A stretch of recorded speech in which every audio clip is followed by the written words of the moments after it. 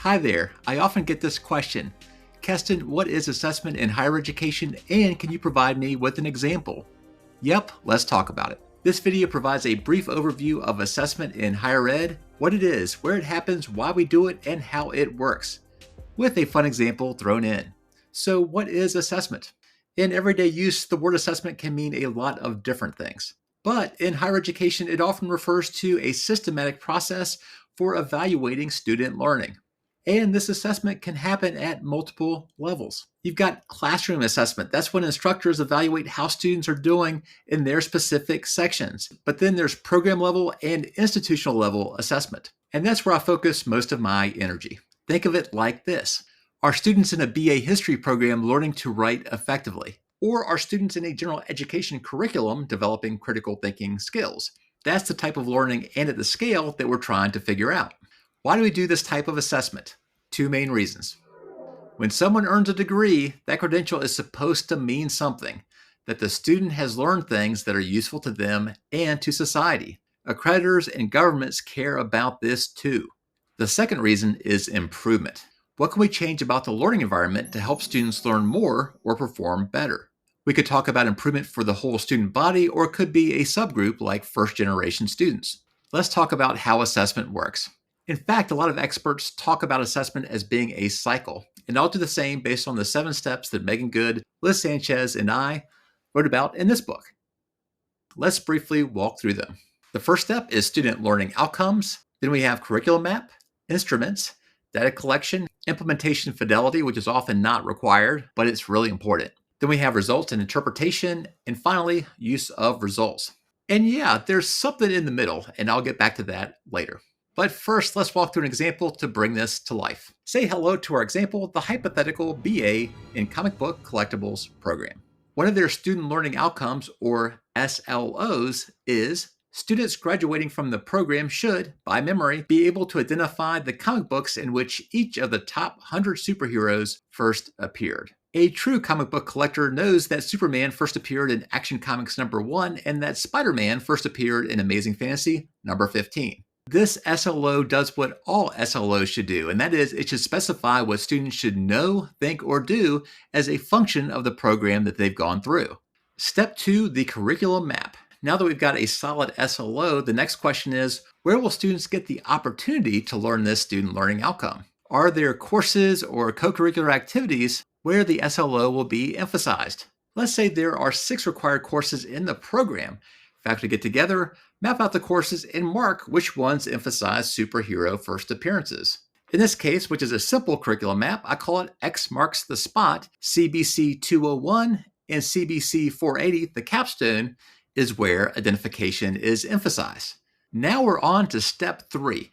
How are we going to measure this SLO? Or more precisely, how are we going to measure how proficient students are relative to that student learning outcome? In this case, a multiple choice test is likely a good pick because we're talking about identification, and multiple choice tests tend to do a pretty good job with this level of SLO.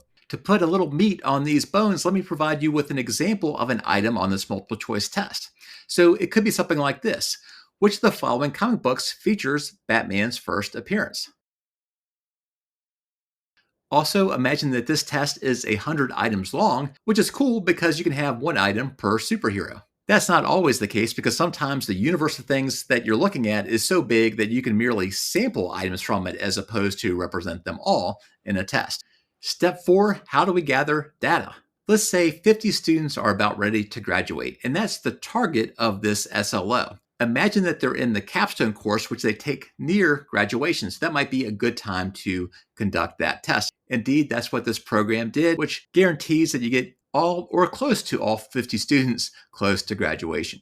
I should also mention that people often provide a criterion for success in this area too. So let's imagine that the program has a conversation, maybe they look at past results, and they say, we want our graduating students to, on average, score 85% or better on this multiple choice test. Step 5 is a bit advanced. It's called implementation fidelity.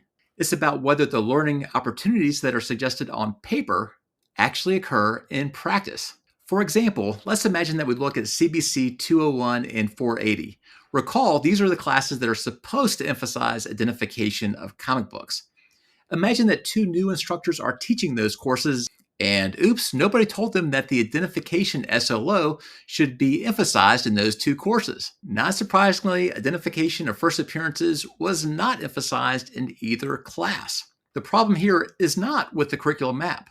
The problem is with implementation. In other words, the students aren't receiving the curriculum as intended. Honestly, this step isn't required by major accreditors, and it is often skipped by programs. But it shouldn't be.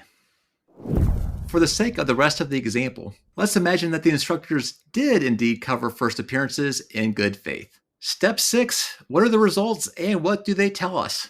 Turns out the average score is 79%, below the 85% benchmark. And here's the interesting part. When the faculty did a little digging, they noticed that students did fine on the items where the hero was on the front cover of the first appearance, but they struggled when the hero wasn't visible. Here's a few examples. More Fun Comics number 73. That's Dr. Fate on the cover, but that's not his first appearance. It's actually the first appearance of two characters, Aquaman and Green Arrow, and there's actually even a third, Speedy, but nobody really cares about Speedy. We also have All-Star Comics number 8, which is Wonder Woman's first appearance. And then we have Strange Tales number 110, which is the first appearance of Doctor Strange. Those are super tough for students. On the other hand, books like Hulk number 1, which is Hulk's first appearance, is much easier. Note Hulk on the cover. Side note, what's weird is in Hulk's first appearance, he's gray. But in the second issue, he's green. There's no explanation for it.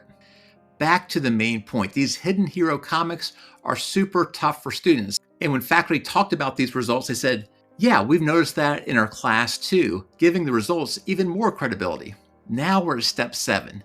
What to do with the results. The faculty came up with a plan. They'll create a new module called Hidden First Appearances and include it in 2 key courses. They'll also add quizzes focusing on these tricky items. And here's the follow-up. Next year, after students have completed these new modules, faculty will collect data using the same test again and compare performance. If scores improve significantly, especially on those hidden hero comics, they'll have evidence that the intervention worked. That's closing the assessment loop. And that about sums it. Oh, that big blur in the middle, does that still bother you? Well, let's talk about it. All the steps in the assessment cycle should be connected logically and empirically, and the concept behind that is program theory. Questions related to program theory can include, why do we think teaching these topics in these courses will lead to better performance? If the theory is weak, the whole thing falls apart. But when it's strong, the SLO's curriculum and assessment are aligned and backed by logic and evidence. Let me give you an example. Let's say we expect students to do well identifying hidden hero comics just because we mentioned it once in class. Why should we believe that? That's weak and not well thought out. A stronger program theory would suggest repeated exposure plus targeted quizzes equals deeper memory retention. Program theory is the glue that binds together the entire learning system. If you like this video, check out the next one where I go into a lot more detail about student learning outcomes. You'll also find links in the description box to the book and to some workshops that my colleagues and I give on assessment and learning improvement. Thanks so much for watching and good luck with your assessment journey.